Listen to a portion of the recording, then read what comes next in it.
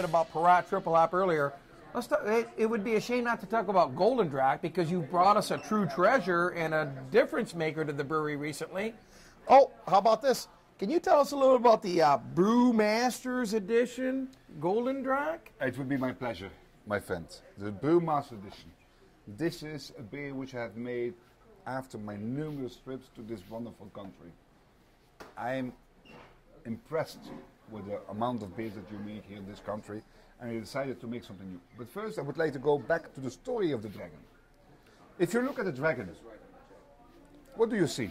Well, I know the buildings. There's buildings on the bottle, and the dragon is on top of the building that I visited you with, and you gave me this shirt in. Can you show your back to the... Oh, absolutely. Look at what's on it. It's a dragon, right? If you look at this dragon, what is so special about this dragon?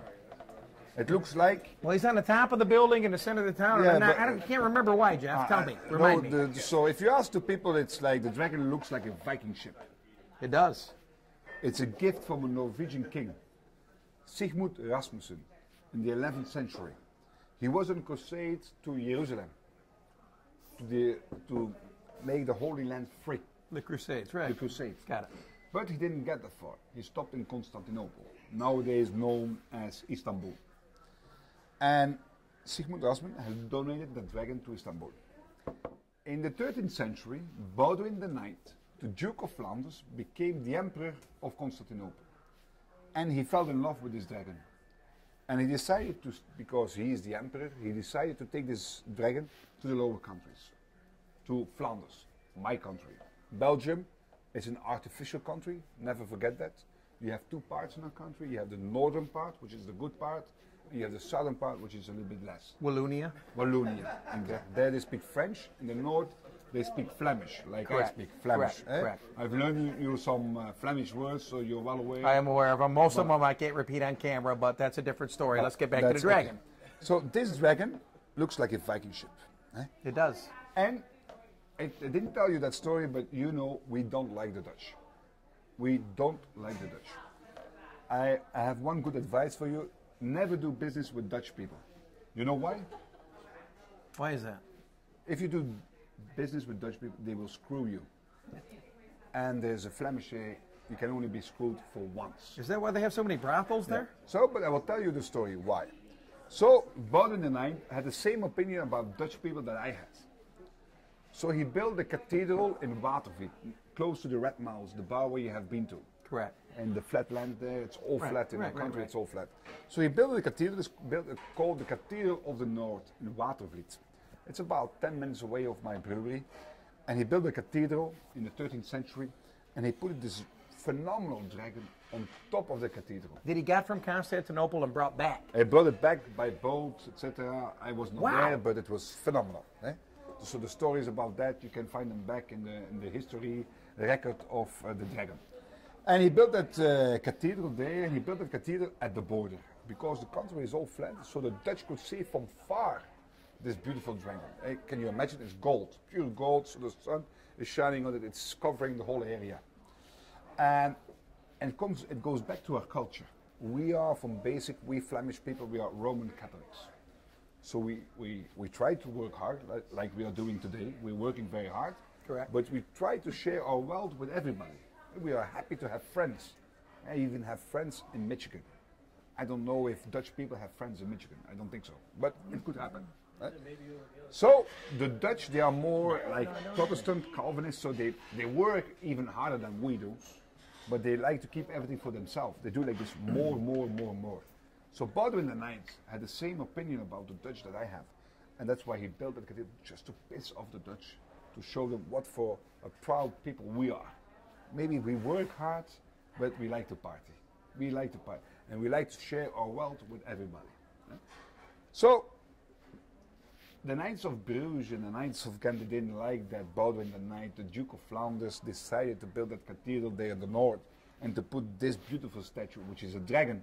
And the dragon is always the symbol of independence. And you have to know in the Middle Ages, so the land was owned by the landlords, but the city was owned by the people. And the people were very proud, and they wanted to have a symbol who expressed their independence. And that's why they decided to have a fight over the dragon. And they had that fight over the dragon in 1325. Who would they fight? The Knights of Bruges fought the Knights of Ghent at the Battle of Watervliet in 1325. And the Knights of Ghent, they have won that battle. And to honor the dragon, they put it on top of the belfry. So in Ghent, there are 3 towers. And Jeff, it's still there. I saw it. It's still there. So you have the St. Nicholas Church, you have the belfry, and you have the St. Baas Cathedral. And the dragon is standing on the highest building, and the dragon protects the whole city. So there's a challenge. If you will find a dragon in the entire world who doesn't have feet, I will pay your weight in free beer. Not for a cameraman, because he's out of line. But from all the others, it's not a problem. So there is no other place on planet Earth the entire with a world dragon with no feet. With no feet. And our Viking friends are to thank for this. And then more importantly, our Belgian friends are more to thank for this because of a competition with the Dutch, which you were proven superior in. But we have a yearly competition, which is called Become the Ambassador of Gulden. So you go to the website of Gulden, right? And then you apply for becoming the Ambassador of Gulden. We will select one American ambassador who will win a free trip to Belgium on my costs, not on your cost. No, this has been advertised. This is a live program currently. It's a live program, and we have a big event. So Steve will tell us more about it later, what the events it's about. Eh? But an American consumer will go visit this site and see the dragon for themselves. And I will tell you firsthand, after traveling Europe extensively, there's no stop like this. Let me ask you this, though. I have one question that came to mind relative to this entire the settling of the city. You have expressed your opinion of the Dutch, and the Germans certainly have their history. I find it ironic that of all the buildings that have lasted in Europe for 700-800 years, how is this building still standing after 800 years of war and torment in your country and history? Because in that building, in the belfry, they kept all the most important documents. So the walls are not 2 feet, but they are 20 feet thick. So this was a building which was built to survive all different types of war. And until today, you can discover this beautiful building. And I knew that answer because I've been there and I set it up because it's incredible. We're not talking about 240 years of independence, which we've enjoyed here in America. We're talking about history, and Jeff is bringing it to us. So you made this beer and you wrapped this beer specially for us to consume. And it's a one-time, it's called Brewmasters Reserve, Jeff. So I'm assuming that this was a one-time shot. Is this a beer that we're going to continue with? Or this is a beer are we drinking something that American consumers can't find? No, this is a beer which I will continue, but it will always be on the formula of in and out. So also because of my trips to America, I was engaged about the bourbon style. And I did, why shouldn't I make such a thing? But try to make it on the Belgium, on the Flemish way. As you do. And because I always have the idea when I drink a bourbon, I have too much whiskey taste. So I want to have still the beer taste which pumps out.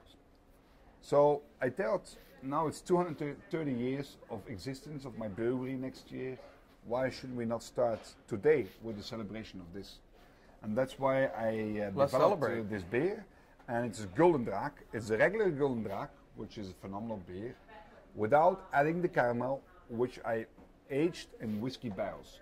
And whiskey barrels, which I found through by the help of a distillery, which is a good friend of mine, who bought me some single malt Scottish whiskey barrels. And the first year we have done a 4-month aging of the beer in the barrel. And this year what we will bring will be 6 months aging. And on top of that, we also will bring 500 kegs, limited edition, to this beautiful American market.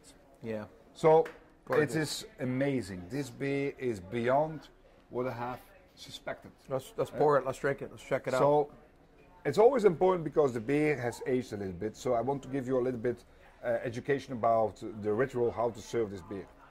So most of the glasses here in America, they are rinsed with a glass machine. Yes, yes.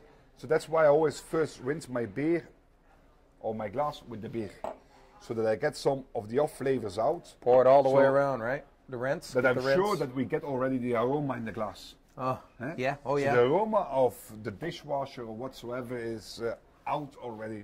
So that's very important.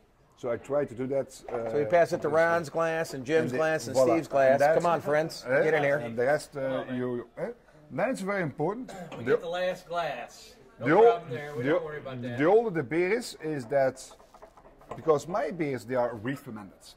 So the side effect of re-fermentation is that the CO2 content goes up. There are two things that make us stop drinking. Is the alcohol content, which makes us stop drinking, and it's the CO2 and bubbles. So the older the beer is, you let the beer, in an angle of 45, you let it drop in the glass from a certain distance. And you look for a decent foam. Don't be afraid to offer the customer a foam. Like this, the beer presents very nicely. Here, Rick, it's my pleasure to offer you this wonderful beer. Wow. Let me check out this wonderful beer. It's okay if it has that foam on it. It's okay. So always say the beer needs to have 2 fingers of foam. And I prefer that this is a bottle to share. So you don't drink it all at once, you do it little by little. With friends. And that's with friends. Otherwise, you would not be at my table. Eh? Correct. You may sell a lot of beer, but you still are a friend. Could be Oh, there's no living doubt about somewhere that. over on the west side with the Dutch. Yeah, your scoreboard's a little messed up, but you're still my friend. You could be with the Dutch people. Yeah. The Dutchies. No, I don't know any Dutch friends. I don't know.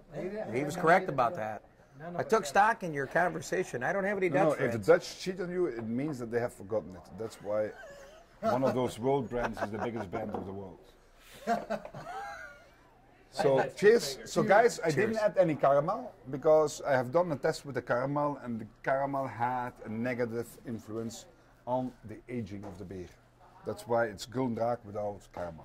Cheers. Gulden Draak. You have to look in the eyes, otherwise. Gulden Draak. To Gulden Draak. And to Global Beer and to Rave. Global Beer, Rave. Yeah. Michigan New Beer. ambassadors. RaveTV. And to my Belgian ambassadors. beer here today. Cheers. Isn't that wonderful?